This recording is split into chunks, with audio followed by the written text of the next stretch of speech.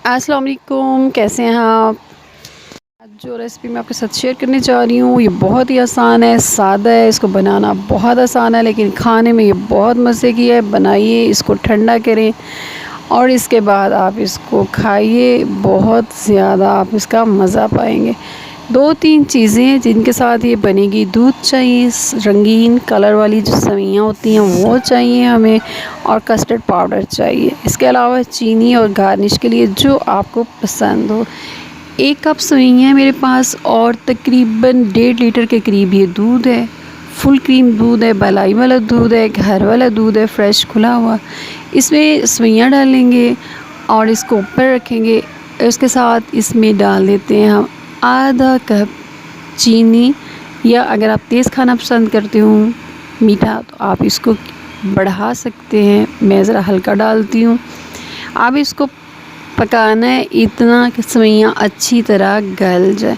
जब सेवइयाँ गलने के करीब आ जाएंगी तो इसमें हम कस्टर्ड मिक्स करके डालेंगे। कस्टर्ड डालने का तरीका बहुत आसान और सादा सा तरीका है। इसको हल्के आग पे बनाइएगा, ये बहुत आसानी से बनती जाएंगी। 1 कप नॉर्मल साइज़ का दूध ले लें, उसमें 4 चम्मच आहिस्ता आहिस्ता थोड़ा थोड़ा करके आप कस्टर्ड डाल के अच्छी तरह मिक्स कर लें। ये इस तरह आप इसको डालते जाइए।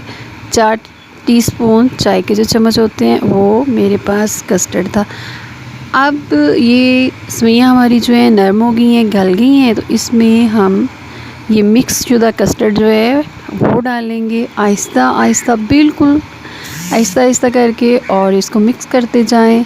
ये 1 मिनट के अंदर अंदर थिक होना शुरू हो जाएगा और आप इसको उतार के रख दें, ठंडा होने दें। ठंडा करने के बाद आप इसको सर्विंग बाउल में डिश ओवर कर लेते हैं और इसके बाद इसको गार्निश करेंगे अपनी पसंद के। इसमें ड्राई नट्स लगाइए, क्रीम लगाइए, जो आपको पसंद हो उसकी गार्निश कीजिए, लेकिन इसको अच्छी तरह ठंडा कर लें।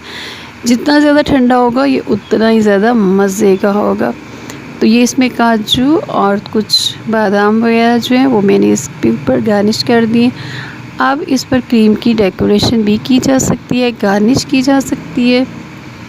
चाहें तो फ्लावर बनाने, चाहें तो इसकी लेयर लगा लें।